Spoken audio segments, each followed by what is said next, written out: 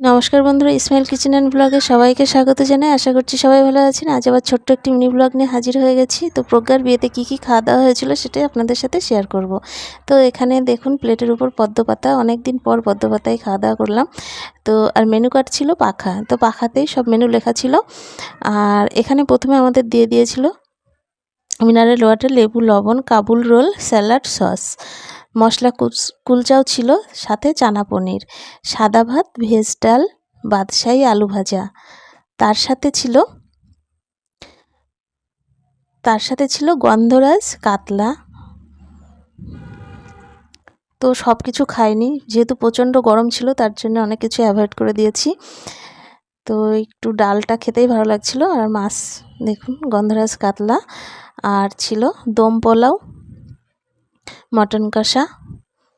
তো এগুলো আর সবগুলো আমি শেয়ার